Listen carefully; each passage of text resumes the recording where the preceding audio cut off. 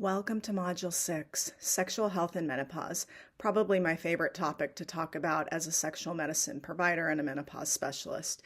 In this discussion, we are going to go over what is sexual health, some common sexual health concerns, how to care for your body, and different types of treatments and resources. So let's start with the definition. Sexual health is a state of physical, emotional, mental, and social well-being that is related to sexuality. It's not merely the absence of dysfunction or infirmary. And female sexuality has been recognized by the World Health Organization not only as an important component of women's sexual health, but a basic human right. It's one of the big things that I talk about to my patients, we share on social media and all the things, is that it is a basic human right. And if you are having concerns around your sexual health, find a provider who's open to talk to you about it. So in terms of the sexual health facts, female sexual dysfunction, or FSD, as we call it, is a significant public health problem. Probably about 41% of premenopausal women and as much as 88% of postmenopausal women around the globe have this concern. And it actually does worsen for a lot of people during this menopause midlife transition. It is more prevalent in women than men. There's a lack of interest is often the most frequent reported concern, as well as changes in desire. 1 in 8 women have sexual health problems, and they are associated with different kinds of concerns. So again, it's such a biopsychosocial approach, and that's really one of the big things that I'm going to tend to talk about throughout this module. Although there's a tendency to assume that women lose interest in sex after menopause, sexuality remains a moderately or extremely important element for many midlife women, and they often feel that they're not being validated and that their concerns are being brushed off by their healthcare provider.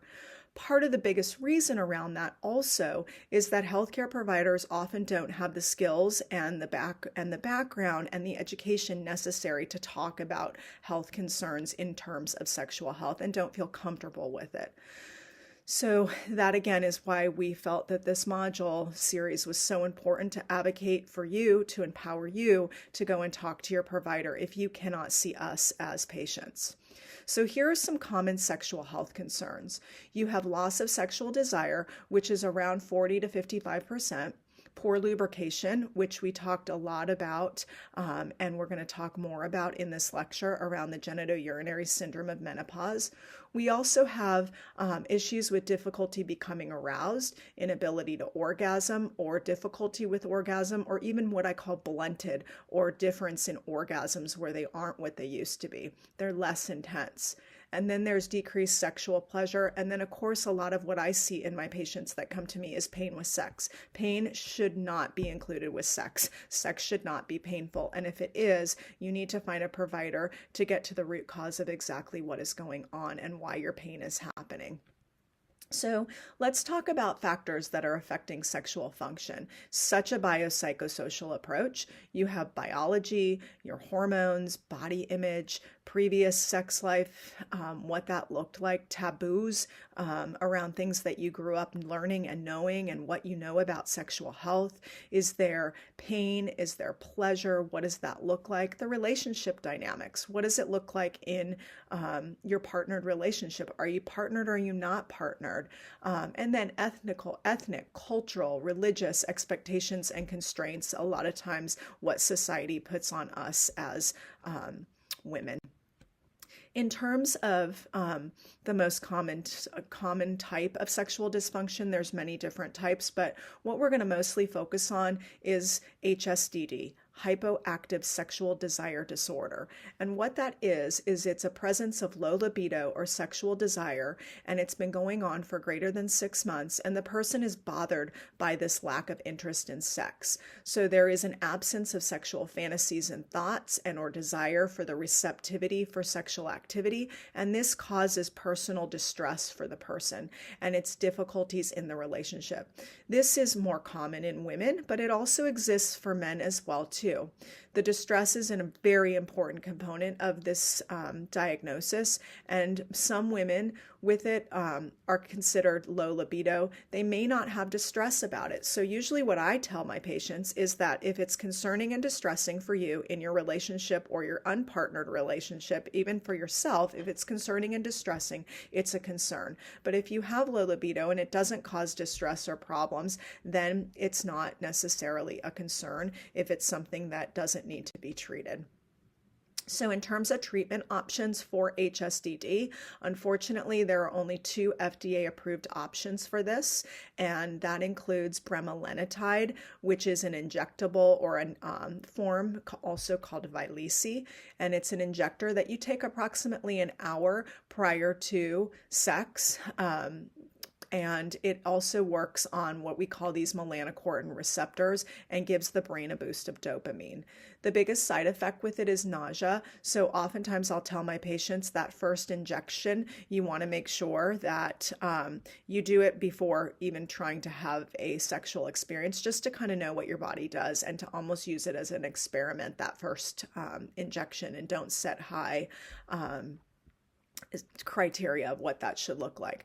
Then there's also flibanserin, or Addyi, which we call the little pink pill. It's a nightly medication. It takes about 2 to 3 months, 8 to 12 weeks is what I tell my patients to know if you're a responder. And if it works, it's going to improve desire. The nice thing about this medication is that you can stop it after that 2 to 3 months if it doesn't work for you. And it works by acting on the serotonergic neurons in the brain. It has an indirect effect on dopamine and norepinephrine. And then there are off-label treatments for it. There's bupropion, which is also Wellbutrin. It's a medication that is used as an SSRI for depression, and it's a norepinephrine dopamine reuptake inhibitor, so an SNRI. So it increases neurotransmitter levels, which can increase sexual desire. And it's a good option for patients, especially some patients that are on SSRIs. I oftentimes will have them consider using something like flibanserin or Wellbutrin. It's also noted that sometimes Wellbutrin is not a great option because it also can increase anxiety for patients. And then there are other tools in the toolbox. There's sex counseling, erotica, exercise, mildness. No one is good at sex when they start, so things to kind of continue to read about. There's also a Rosy app, ROSY. It's an app. It's called My Rosy, or Meet Rosy, MEETROSY is a great place to start. And you can also look at the ASEC website, the American Society for Sex Educators, Counselors, and Therapists, ASEC, ASSECT, to find a certified sex counselor around this as well. So lots of pieces in the puzzle. And then also there is our off-label use of testosterone therapy for hypoactive sexual desire disorder. It's off-label. There is no FDA options for testosterone, so we often will use it at 1/10 of the male dose. It's the most biologically abundant hormone in the female body. It's part of what drives that female fantasy, desire, and thoughts around sex. There is a consensus guideline that we have put in here as a handout for you that was put out by ISWISH, the International Society for the Study of Women's Sexual Health, and it was put out there to act as a guideline for the postmenopausal woman. But there are a lot of people that will also use it off-label for the premenopausal woman. So like I've said before, there's not an FDA-approved option for testosterone for women. It's usually a daily application. It can be 1/10 of the male dose, and it usually exists as gels or creams. There's injectable forms of it as well that can be done once or twice a month, but it has more side effects. And then there's the testosterone pellets. Highest side effect potential about every 3 months for people. They're expensive. They can be painful for some. Usually not my first line approach. It's often not what I recommend first line. But again, it's something to talk about to your healthcare provider. I often will recommend a testosterone cream or gel to the back of the leg. And then there are some over-the-counter options for low desire. We've listed these here for you. Those include things such as Bonafide, that makes a product called Ristella that works really well. There is some things to use DHEA off-label. as well, and you can see that with pure encapsulations. There's L-arginine, L-citrulline, fenugreek, maca root, and DHEA. But again, these are different supplements, and we don't recommend starting them without first consulting with a healthcare provider to talk about it in more detail. The next part of this module, I'm really going to focus on what we call the genitourinary syndrome of menopause, or GSM. It's really a chronic and progressive condition of the vulva and the vagina, and often the lower urinary tract. And usually the symptoms are concerns around sexual symptoms, vulvovaginal symptoms, painful sexual intercourse, decreased lubrication during sexual activity. Often you can see bleeding even at times after sexual activity.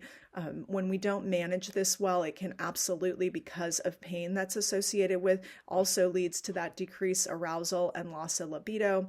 It interferes with inability to orgasm, urinary symptoms, painful urination, urinary urgency, sometimes some urinary incontinence around stress and urge, as well as urinary tract infections as well. One of the biggest takeaways that I usually will tell my patients is that when we think about genitourinary syndrome of menopause, it happens during that midlife transition. Some people don't experience it until the latter part of the menopause, but once you need to start estrogen replacement therapy to the vulvar and vaginal tissues, it's something that I recommend for prevention of urinary tract infections, as well as long-term use. I always say till death do you part once you start with it, and we're going to talk a little bit more about it. But basically what happens is that you have changes that encompass the vulvar and the vaginal area. When we think of the female anatomy, the outside that includes the labia minora and the labia majora, you also have that inner part in that labial minora area, which we call that vulvar vestibule, or what I call the foyer to the vagina. That's all that outside part is the vulva. That's the proper terminology. It's a vulva. When we think about the vagina is a canal, and that is the canal when you think about childbirth that the baby comes through.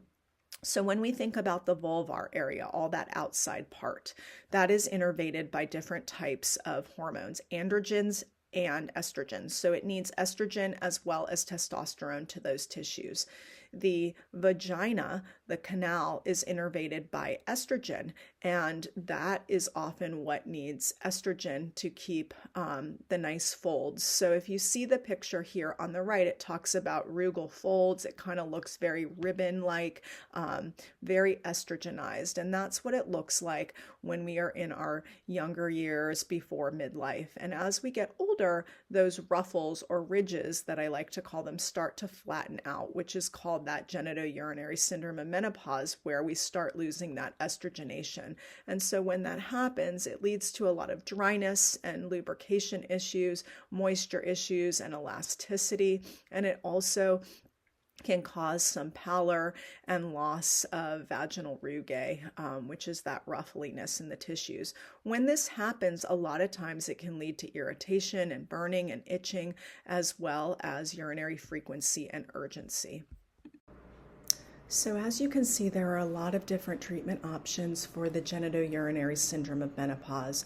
We have creams, we have tablets, we have DHEA suppositories, estrogen suppositories, rings, and an oral capsule form.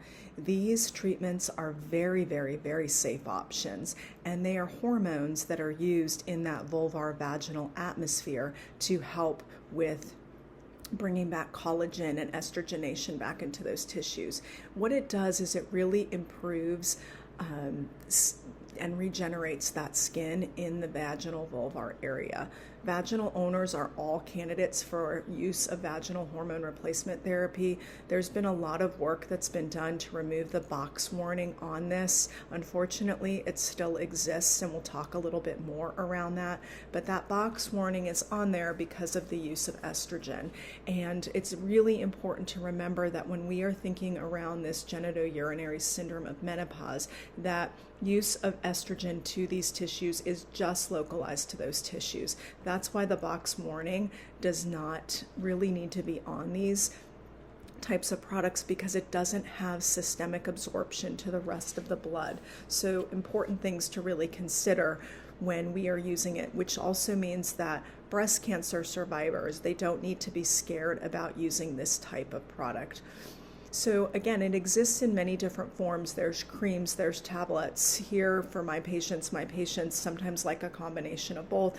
I know that the creams can be very messy, and that's where the tablets work out very nice, or the rings, or even the suppositories. But the nice thing about the cream is it has its place. If I want it to be on those vulvar tissues, if I'm seeing a lot of dryness, itching, and irritation, that's where the cream is wonderful. And then there's also a pill form that you can use as well that patients can take if they don't want to deal with any of the products in their vulva or vaginal area. So important things to consider. But it is a chronic and progressive treatment. And as you've heard me say on a couple of the other slides, it needs to be used till death do you part, because it is the only thing that is really going to help bring back the collagen into the tissue and re-estrogenate things. Moisturizers and lubes and things of that nature are wonderful, but they're not going to stop the progressive loss of the estrogen like these products do. So I'm going to break it down and talk about each one real quickly, but there's the vaginal creams. Estrogen vaginal cream, it comes as estradiol. And that one is going to be bioidentical to what you produce in your body. It's made with estradiol. There also is the Premarin cream, which is going to be made from conjugated equine estrogen. It is a synthetic product. It's great for external and internal use. It's very inexpensive. Usually you can get it through Cost Plus Drugs, which is Mark Cuban's pharmacy. You just need to set up an account before your provider writes for it. You can get it pretty inexpensive through a GoodRx or Amazon. It's usually about $30 to $40 for a prescription, and it usually lasts longer than about a month because you start off using it every single night for 14 days, and then you just use it as a maintenance dose 2 to 3 times a week. The cons for a lot of patients is, yes, it's messy. It needs to use an applicator, and so patients that have pain in this area, sometimes it can be painful to use the applicator. So a lot of times I'll just say, throw away the applicator and just use your finger, and you do need to use it forever. There's tablets, Vagifem and Uvifem. The nice thing is it's not messy, it's easy to use, but it's not going to treat those external tissues, the labia, the vulva, and the clitoris. It ends up being about $50 to $80 a month, so it's a great option. My other concern with it is sometimes it takes a long time for those tablets to melt inside the vagina. So a lot of times it doesn't work as well for a lot of patients. Sometimes I'll have patients use a combination of that up inside the vagina and cream on the outside. So it really comes down to a preference. And again, this one also comes with an applicator. So people that have sexual pain at the opening to the vagina, this may be a more uncomfortable option as well. There's the vaginal inserts, which is like a teeny little suppository. Think of that as what it's called on label is the Imvexi. It's not messy. It's easy to use. There's different dose options. There's a 4 microgram and a 10 microgram. A lot of my breast cancer survivors like to use the lower strength one and still get really good relief. Again, you're going to use all of these patterns, the last couple that I've just mentioned, as every night for 14 days, and then 2 times a week or 3 thereafter. It comes as a group of tablets. There's a group of suppositories. There's a starter set and a maintenance set, and it ends up being about $30 to $50 a month with coupon from commercially available insurance. And then there's also the estradiol vaginal ring. This is a really nice option as well. It's called the E-string. It's pricey, unfortunately. It's $300 to $400 for 3 months if it's not covered, but they do have some $45 savings cards. The nice thing is it's not messy. It's easy to use. You can leave it in and forget it. It doesn't have the applicator. It doesn't have the cream. It's less waste. But again, it doesn't treat those external tissues. And so I like to kind of do a combination of both for a lot of my patients, but it can be pricey. But for a lot of my patients that just want to kind of set it and forget it, this is a great option. So you've heard me mention in a couple of the other slides about this box warning that exists on vaginal estrogen products, and I wanted to take its own slide to talk just a little bit about it. This exists because the product is estrogen, and because of that reason, when we think about hormonal products that are out there, there is a boxed warning on them But it's important to remember that vaginal estrogens are not systemic. You heard me talk about this in some other slides. And so that means that it's localized to the tissues. They're delivered locally into that vaginal tissue. And so they don't have that systemic effect. So there's a lot of people out there, a small army of us really, are trying to fight to get this box warning removed from vaginal estrogen products because it causes a lot of fear mongering and a lot of clinical decisions that are made where patients are taken off of these products because they don't understand maybe when they read the label, or they're too scared to use it, or other providers who don't do this on a day in, day out basis have not been trained that vaginal estrogen is not systemic. So that's the important thing that I want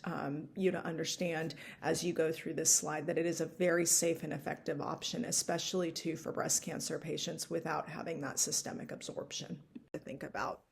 Then there's the DHEA insert or Interosa, and that's something that you will use every single night. And I like this option because it has estrogen and a testosterone component. So when you heard me talk about the vulvar tissues, those are the ones that need that outside tissue. So this medicine, you put it up inside in the vagina, in the vaginal canal, and then it has kind of a little bit of a leak through effect so that it hits some of that outer layer of the vulva. It's easy to use. It has 2 ingredients, the palm oil and the DHEA, and it treats the vulva and the vestibule better. The cons is that it can be a little bit messier. It needs a daily application, and it can be really pricey. It comes out sometimes to $85 or more, but Costco tends to be the best price for it. There's also an oral tablet called ospemifene or Osphena, and it's a tablet that's taken once daily. It's a selective estrogen receptor modulator, so hormone therapies that manage how estrogen is going to work in your body. It's easy to use, it's oral, it's daily. Some of my patients, especially being in the South in the Bible Belt, they don't want to touch those parts and pieces, so they often feel comfortable using this. So it is an option that is out there as well too. So in terms of painful sex, we call this dyspareunia, but it refers to this recurrent or persistent pain with genital in the pelvic or genital region, and it's associated with penetrative or sexual intercourse. Individuals that have this type of pain experience pain either before, during, after, or all of the above in terms of sexual intercourse and other sexual activities that involve the genitals. It can be mild, it can be severe, it can be generalized, it can be localized, it can be provoked, it can be unprovoked, meaning that you live in this pain at all times, or it can just be when things touch that vulvar vaginal area. It can be lifelong or acquired, idiopathic, or secondary to medical conditions. So if you are experiencing this, I really encourage you to find a sexual medicine provider. There are not tons of us, but a lot of us that specialize in this, and I recommend going to the ISWISH, the International Society for the Study of Women's Sexual Health website, to get more information so that you can arm yourself with people that can help you navigate to the root cause of why this is happening and give you treatment options for you so that you can start feeling better. Sex should not be painful. That is just the most important thing that I hope to get across. So when you're looking at caring for your body, there are different treatments that we use to help for painful sex, and they include lubricators, moisturizers, dilators, which we're going to talk a little bit about. There's non-hormonal treatments. There's our best friend, the pelvic floor physical therapist. So just like you would think of a physical therapist that works on your body when you have an orthopedic condition, like you've hurt your arm, your leg, there are pelvic floor specialists that specialize in the pelvis for males, females, as well as trans and gender nonconforming patients, non-binary. There's vaginal laser. We'll talk a little bit about that. And then there's the O-net. So in terms of lubricants, there's different types. There's water-based and there's silicone. Water-based are wonderful because they're safe, they're easy to use with condoms and sex toys, and they're really easy to clean. The only problem is they tend to dry out a little bit quicker. In terms of silicone-based lubrications, you can think of things like Uberlube tends to be one of my favorite ones that I recommend. It lasts longer than water-based. It's more of a slippery feeling, but it's harder to clean. You have to be very cautious because it can't be used with silicone sex toys and it can be staining. It's really important when you're looking at different options is to be looking for paraben, glycerin, and glycol-free are preferred.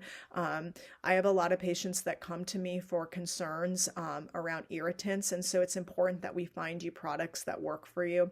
You want to avoid fragrance, heating, and cooling products because those can be very irritating.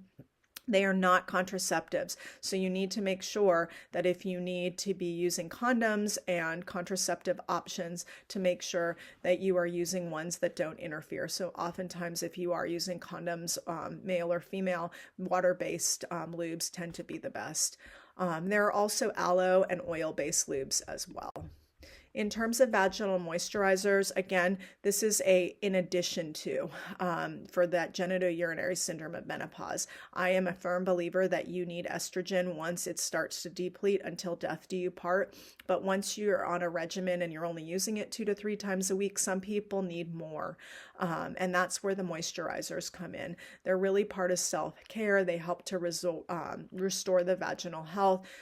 You can use them regardless of whether you're sexually active or not. And it really helps to maintain dryness and, it really helps to maintain hydration and improves that elasticity. It really does help to keep that vaginal pH, which should be at around 4.5. So on the acidic side is where your vaginal pH should sit. And you use it, a lot of times I'll recommend it at nighttime. I recommend different ones that are out there. There's Rosebud that we've put here. You can use something simple as coconut oil, but it's things to kind of help keep things moist and lubricated. There's Reverie. This is also a moisturizer, and it acts by using hyaluronic acid, and it helps to hydrate and renew that vaginal tissue. Again, just like some of the other ones I mentioned on the other moisturizers, it's not going to stop that collagen loss and the estrogen loss, so it really needs to be used concomitantly or conjunction with vaginal estrogen. You use it about every 2 to 3 days, so oftentimes I will recommend using a vaginal estrogen product and then your moisturizer and kind of switching out every other day with it so that it helps. This is a hormone-free option as well for people that may not want to use hormones. But again, I hope that what we've gotten across in this module is that vaginal estrogen in a hormonal form is safe. Some of the other things to help is that I think we need to look at sexual health in a very multifaceted way. A lot of times I will talk to my patients, and this is one thing that a lot of sexual health counselors talk about and therapists, is that sex does not have to be penetrative. There are other ways to explore intimacy and orgasm. It doesn't always even have to end in orgasm for everybody, but there are less ways to access intimacy and non-penetrative sex that can lead to no pain. It can increase likelihood of achieving orgasm and learning what things work for you and your partner. Again, penetrative sex for most women, not all, but most, is going to be vaginal penetration. And the vaginal environment is not always something that is the place where women have orgasm. We often forget about the clitoris. It's got 10,000 nerve endings in those clitoral tissues, and that is often the site that most women need stimulation to in order to achieve an orgasm. So again, that's where non-penetrative sex and communication with your partner is so key. In terms of vaginal dilators, this really does help with stretching the vaginal tissues and vaginal atrophy. A lot of our besties, our pelvic floor therapists, will recommend this use. They do look like a dildo. They come in silicone, they come in plastic, but it's best started in preventative measures. I will talk just a little bit on dilators, but more around it. You can go onto the Intimate Rose website. It's Intimate Rose, INTMATEROSE.com, and they have wonderful videos on how to use these. But usually you're going to insert it for at least approximately 5 to 10 minutes. A couple times a week to start. Usually I recommend using with dilators and gradually increase to size, especially if you're in a partnered relationship, up to the size of your partner. Frequency of use can decrease if you're having regular penetrative sex, and that's an option. But I just want you to know that those are out there. There's also the O-nut. You can see here it kind of looks like a bumper. So if you think about people that have penises, they can put this around the penis. So maybe the whole shaft of the penis doesn't enter into the vagina, but it still allows for penetrative intimacy if deep penetration is painful. But it allows the person with the vagina to have more control on the depth of penetration by reducing the pain and making penetration possibly more enjoyable with less depth. And then there's the CO2 laser that's going to stimulate production of collagen because it creates little microscopic tissue tears, creating an environment for regeneration. It's not FDA approved, and oftentimes it's a good option for patients that may have breast cancer. But again, you've heard me say estrogen is safe, and oftentimes in conjunction with the CO2 laser, patients still need to use some sort of vaginal estrogen, and it can be a really expensive option.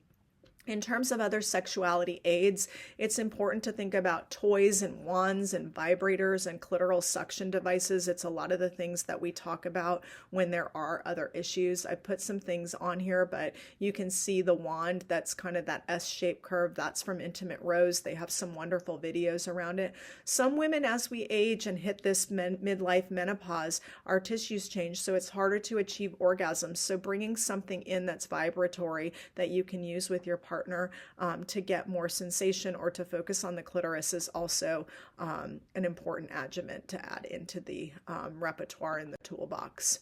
And then you've heard me talk a lot about our pelvic floor physical therapists, our besties. You can look at the APTA pelvic health website, but really they kind of are my right hand in the equation when I'm dealing with patients with sexual health concerns. It really does help in the treatment of sexual health and vaginal health concerns. They do a lot of manual manipulation, or what I like to call myofascial releases and natural stretching to those tissues. They can do biofeedback. They can help with urinary stress incontinence, treatment of tight pelvic floor muscles, also have tips to help work through anxiety. They are wonderful. I use them a lot in my repertoire with my patients, and patients tend to do really, really well with this. So if people haven't mentioned this to you, it's something to consider. So in terms of resources, we can look at Good Clean Love. They have some really good products that are out there. Uberlube, Hello Bonafide, and Desert Harvest. Those are all going to be good for different types of moisturizers.